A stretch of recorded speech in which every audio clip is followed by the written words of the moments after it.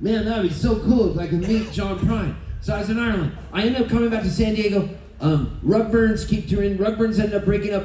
I get a solo record deal. I'm on Mercury Universal Records. I'm touring all over the United States. I end up going out to Nashville, and Al Bonetta, who was John Prine's manager, was like, Steve, I love your music. I'm gonna come to your show tonight. So I leave him tickets. I'm thinking maybe he'll bring John Prine. And he goes, oh, John's on the road. But why don't you come to my farm tomorrow and I'll make you lunch. So I go to Al Bonetta's farm. It was so cool. And I kept thinking I'm so close to meeting John Prine. But it just didn't happen. It did not happen. So then he comes to San Diego and the show's sold out. I had been on the road. I got home. I was living at Windansea Beach in San Diego. And I walked up a little ways because I like surfing at Little Point because there's a left and I'm goofy foot. And so my buddy Tim Flannery, I would surf with Tim Flannery. And when I'd stand up, Flannery would call me Mannequin Man. Because if I catch a wave, he says I look like a mannequin because I'm so shocked I caught it. I'm like this.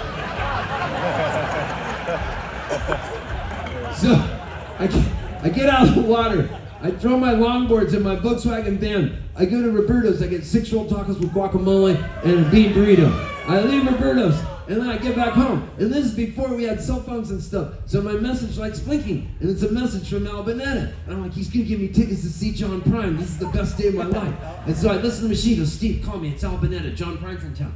So I go, hey Al, what's going on? It's Steve Poltz. I'm dripping wet from the ocean. I got sand all over me. I'm eating a rolled taco. And so he goes, hey, John Prine's in town. I go, I know, it's sold out. And there's just an awkward silence. And he goes, that's too bad. He goes, listen. He goes, I need you to do me a favor, man. And I go, yeah, what do you need? He goes, can you go pick John Prine up and take him to the Disney store? He needs to get toys for his kids. Well, if you could have seen me, I was like Snoopy doing the Snoopy happy dance where he's floating in air. I don't even get out of my board shorts. I have sand on me. I got flip-flops on. I got my burrito. I bring it into the van. I don't even take the surfboards out of the car. And I go, where's he staying? And he goes, he's at the Horton Grand Hotel. Well, in my mind, I triangulate it out. I go, he could walk across the street. The Disney store's in Horton Plaza. But this is before MapQuest and Friendster and MySpace. And so I'm like, I'm not going to tell him. I want to get John Prine in my Volkswagen van. So I drive down. John Prine comes out. I'm in my board shorts. I got the longboards back there. I have broken CD cases. He opens the door to get in my van, and a John Prine CD in a jewel case falls out and cracked. And a bean burrito's on top of it. And he looks inside my van and he goes, I love what you done with the place. So I get him in the van and I go, well, I'm not just going to drive across the street. So I'll go on 5 South and start driving south, and then I'll come up back to the back entrance of Horton Plaza, go to the underground, and I'll lead him into the Disney store. But here's the whole problem. I'm so excited I got John Prine in my van. I'm on 5 South. I'm just driving down south, just talking to him. I'm looking at him like this. John Prine's in my van. He's talking to me, and all of a sudden he goes, is the Disney store in Mexico? Because the sign says Tijuana, 5 miles. So then I go, oh no, we're almost there. So I get on 5 North, like he has no sense of direction, and he goes, well, we just on 5 South.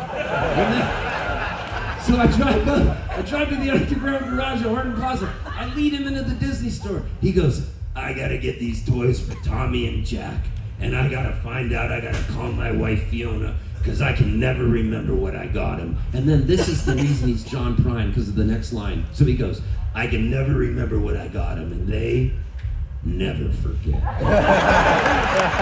And I'm like, that's why you're John Prine, man. So he's looking around for toys, and he calls Fiona up. They let him use the phone. He's talking to Fiona. As he's talking to her, he looks across the street, he sees a sign that says Horton Grand Hotel. And then he looks back at me, and then he looks again at that, and I can see the whole thing happening. So in my mind, I'm freaking out. My heart's beating so fast. He puts the phone down, and he goes, isn't that my hotel? And then I'm such an idiot, I come up with the stupidest line I've ever come up with, and I believe my own bullshit. I go, they must have moved it. So he looks at me and he gets the toys and he goes, are you gonna take me back to my hotel, or should I just walk so I don't end up in Mexico? So by now it's becoming a Stephen King novel. And I'm gonna take him home and chain him to my bed and hobble him and make him write me songs. So he goes, I could just walk to the hotel. And then I go like this, get in the van, John. And I couldn't believe I said it like that. So he goes, okay. And I'm thinking, once bitten, twice shy? My God. So I drop him off at the hotel, and before he gets out, he goes, are you coming to the show tonight? And I go, no, it's sold out. I don't have tickets. And then he goes, now you do. And I go, let me give you my name. And he goes, I know who you are. Al told me all about you. So that night I show up at Spreckles Theater, and he gives me seats in the front row where Kristen Eartha Bright is sitting. And he walks out and he goes like this. Gives me a nod. So I just want to say, God bless John Prine, National Champion.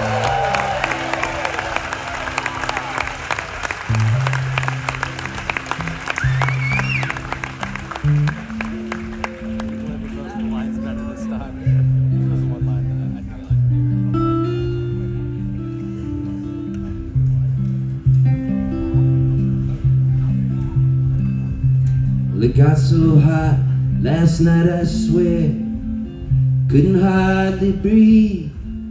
Heat lightning burnt the sky like alcohol. I sat on my porch without my shoes, watched the cars roll by as the headlights raced to the corner of the kitchen wall. Mama dear, your boy's here, far across the sea, searching for that sacred core that burns inside of me. And I feel a storm, all wet and warm, not 10 miles away, approaching my Mexican home.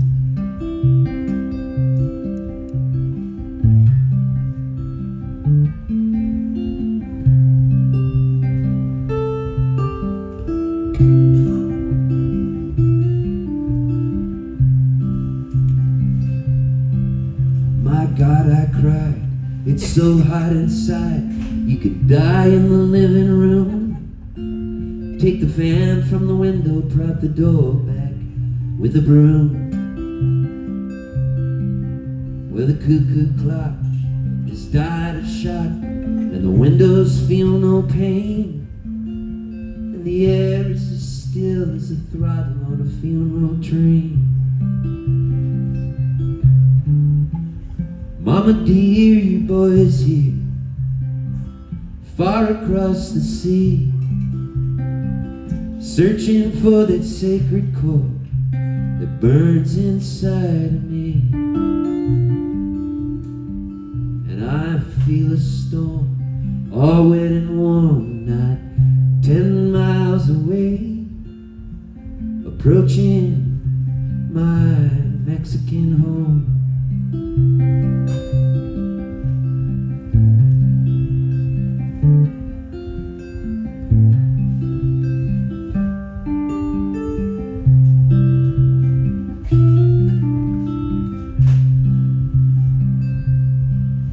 Well, my father died on the porch outside on an August afternoon. I sipped bourbon with a friend and cried by the light of the moon.